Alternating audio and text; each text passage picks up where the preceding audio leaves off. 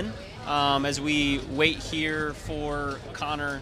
I know you've talked to a lot of drivers and teams in the paddock as we're getting ready for this 500. The first one with the hybrid, one where I feel like maybe these manufacturers are a little bit more level set than they were a year ago. What have you been hearing from folks in the paddock on some of the keys that will ultimately decide this race beyond some of the obvious ones that we know in Indy 500? Well, I think there's still a lot of unknowns about how that hybrid usage is going to work during the course of the race.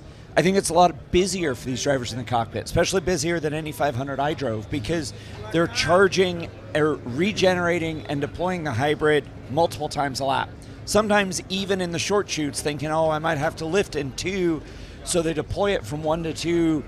You know, as the balance shifts over the course of a run, fuel, tire wear changes how that car handles. And if you can't keep up with the tools and you're starting to lose the pack, you're going to have to use the hybrid to do everything you can to keep on the back of that train. Yeah, I'm interested to see, because we've heard some different things from different drivers and different teams about whether we'll see more passing this year, whether we'll see less passing, whether it will be about the same.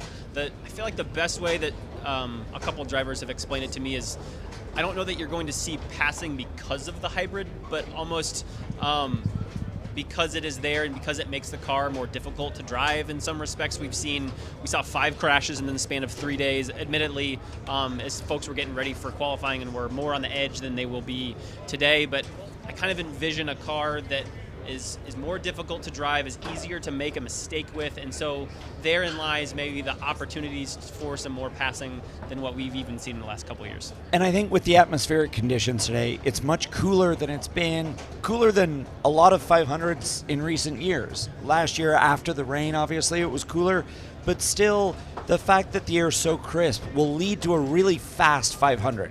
These cars will be pretty gripped up. There'll be lots of downforce, pretty free downforce. So you're closer to that edge anyways, just on speed. So as they push further and further, and when you get 6th, 7th, 8th in line, that downforce goes away and you've got that big pendulum of the weight of the hybrid behind you. You know, I've been talking to drivers and they talk about it being more on the knife edge, and as they lean on that outside rear, doesn't give them as much conversation about when it's starting to let go. When the car is starting to give you feedback, it's a lot later in the process of a problem than it used to be. We'll have to see how all of that pans out. I know one thing in that respect I'm really interested to see this year is how these late race battles play out with the hybrid. You know, you've got the thought of maybe you use the hybrid to get into first place, but then are you a sitting duck there on the last lap? When are you, if you're a driver that's in the top 3, when are you trying to make a move? Is it when even in the last lap are you trying to make a move? As you have thought about this a little bit, obviously knowing that all of this is up to chance, we could always have a caution on the last lap and you don't necessarily know how that's going to play out. But if you were in the driver's seat today and you were sitting, say, second in the last 5 laps, what would you be wanting to do as we got down to the checkered flag? I almost look back to what Pato did last year. And I know he didn't win, and I know this place broke his heart, but I've had this conversation and frankly argument multiple times over the last 2 or 3 days getting ready for this race. I think he did exactly the right thing. No one had made a pass around the outside into 3 the whole month. Mm-hmm. No one had the car to get on the high side and stick it hard through 3. You go through 1, you make that pass, you're leading. The whole train of cars behind you goes into 1, and it's the last desperation move. Someone gets too desperate, causes a yellow, you win, right? It was the high percentage move for the win, right? Take the lead, get to the front. If I'm making that pass, I'm doing everything I can to regen, even if I'm flat, even if I'm just losing a little momentum through 1, so that as I come off 2, I get the shot as much as I can to protect the speed into 3. Mm-hmm. I look back at last year, Pato did all the right things. Joseph was just too good. Yeah. That 2 car was way too good. And honestly, he stuck it high and no one else had done it. And that's what it takes to win this race. The higher percentage move, if you're playing the odds, is to lead coming out of 2. Yeah.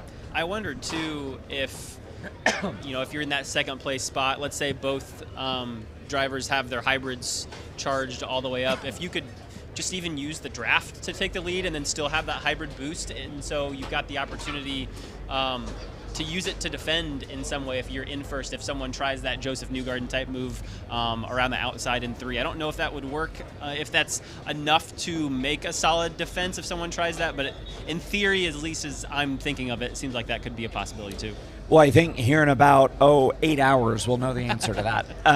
I really think no one quite knows. Yeah. No one quite knows. If you've got a good enough car that you don't need that extra hybrid to get the pass done on a draft, then you've got that in your back pocket to use when you need it, right? It's a great overtaking mechanism. It's also a great defensive mechanism once you're out front. Yeah.